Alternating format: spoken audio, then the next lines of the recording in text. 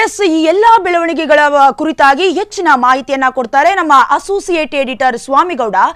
ಸ್ವಾಮಿಗೌಡ, ಈ ಅಬ್ಬರದ ಪಾದಯಾತ್ರೆ ಏನ್ ನಡೀತಾ ಇತ್ತು, ಇದಕ್ಕೆ ಸಂಬಂಧಪಟ್ಟಂಗೆ ದಳಪತಿ ಕುಮಾರಸ್ವಾಮಿ ಅವರ ಮುಂದಾಳತ್ವದಿಂದ ಇನ್ನೂ ಹೆಚ್ಚಿನಾದಂತಹ ಮೆರುಗು ಬಂದಿರುವಂತದ್ದು ಈ ಪಾದಯಾತ್ರೆಗೆ.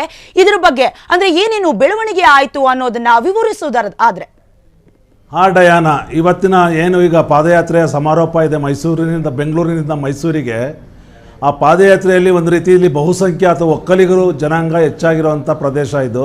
ರಾಮನಗರ ಇರ್ಬೋದು, ಬಿಡದಿ ಇರ್ಬೋದು, ಚನ್ನಪಟ್ಟಣ, ಮದ್ದೂರು, ಮಂಡ್ಯ, ಶ್ರೀರಂಗಪಟ್ಟಣ, ಹಾಗೆ ಮೈಸೂರು. ಈ ಹೋಗೋಂಥ ಏನು ಪಾದಯಾತ್ರೆ ಸಾಗುವಂಥ ದಾರಿ ಇದೆಯಲ್ಲ, ಈ ದಾರಿಯ ಉದ್ದಗಲಕ್ಕೂ ಒಕ್ಕಲಿಗ ಜನಾಂಗ ಬಹುಸಂಖ್ಯಾತರಾಗಿದ್ದಾರೆ.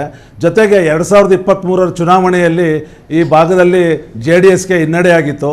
ಅದಕ್ಕೆ ಕಾರಣ ಏನು ಅಂತಂದರೆ DK ಶಿವಕುಮಾರ್ ಆ ಸಾರಿ ಕಾಂಗ್ರೆಸ್ ಅಧಿಕಾರಕ್ಕೆ ಬಂದರೆ ಮುಖ್ಯಮಂತ್ರಿ ಆಗ್ತಾರೆ ಅನ್ನೋದು ಒಕ್ಕಲಿಗ ಜನಾಂಗದ ಭಾವನೆ ಆಗಿತ್ತು.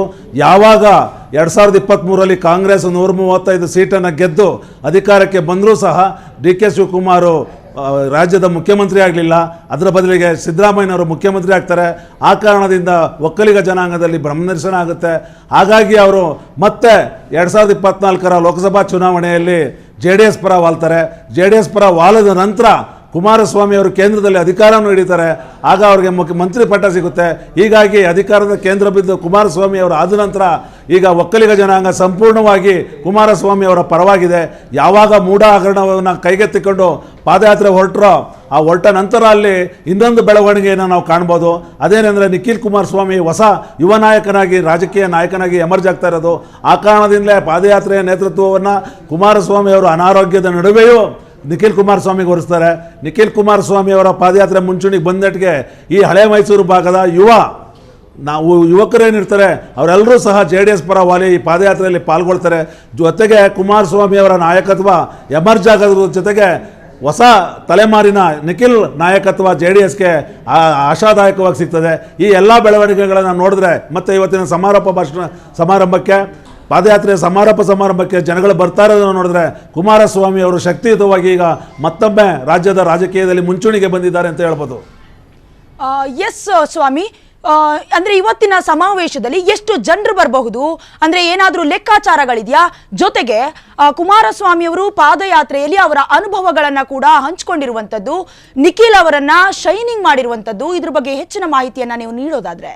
ಈಗ JDS ಮತ್ತು BJP ನಾಯಕರ ಒಂದು ಅಂದಾಜಿನ ಪ್ರಕಾರ ಕಡಿಮೆ ಅಂದರೂ 5 ಲಕ್ಷ ಜನ ಈ ಒಂದು ಸಮಾರಂಭಕ್ಕೆ ಸೇರುವಂಥ ಸಾಧ್ಯತೆ ಇದೆ.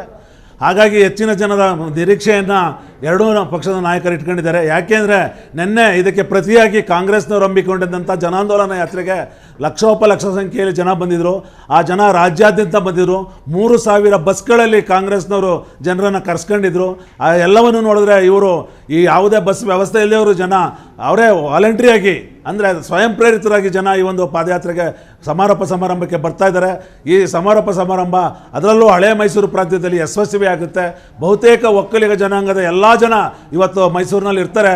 ಎಲ್ಲ ಹಳೆ ಮೈಸೂರಿನ ಎಲ್ಲ ಜಿಲ್ಲೆಗಳ ರಸ್ತೆಗಳು ಸಹ ಈಗ ಮೈಸೂರಿನ ಹತ್ರ ಸಾಗ್ತಾ ಇದ್ದಾವೆ. ಈ ನಡುವೆ ನಿಖಿಲ್ ಕುಮಾರಸ್ವಾಮಿ ಅವರಿಗೆ ಈಗ ಏನೋ ಒಂದು ಆಶಾದಾಯಕ ಬೆಳವಣಿಗೆ ಇದೆ. ಚನ್ನಪಟ್ಟಣ ಬೈ ಎಲೆಕ್ಷನ್ ಹತ್ರದಲ್ಲೇ ಇದೆ.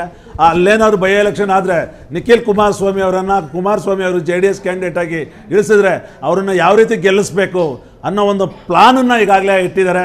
ನಮಗೆ ಬಂದಿರೋ ಮಾಹಿತಿ ಪ್ರಕಾರ JDS ಆಪ್ತವಲಯದ ಪ್ರಕಾರ ಈ ಪಾದಯಾತ್ರೆಯನ್ನು ಮುಗಿಸ್ಕೊಂಡು ನಿಖಿಲ್ ಅವರು ಚನ್ನಪಟ್ಟಣದ ಪ್ರತಿ ಹಳ್ಳಿಯನ್ನು ಪಾದಯಾತ್ರೆ ಮುಖಾಂತರ ಚುನಾವಣೆ ಘೋಷಣೆ ಆಗೋವರೆಗೆ ಪಾದಯಾತ್ರೆ ಮುಖಾಂತರ ಮನೆಗೆ ಹಳ್ಳಿಗೆ ಹೋಗಿ ಜನರನ್ನು ಸಂಪರ್ಕ ಮಾಡ್ತಾರೆ, ಅವರ ಕಷ್ಟ ಸುಖಗಳನ್ನು ಕೇಳ್ತಾರೆ ಅನ್ನೋ ಒಂದು ಮಾಹಿತಿ ಇದೆ.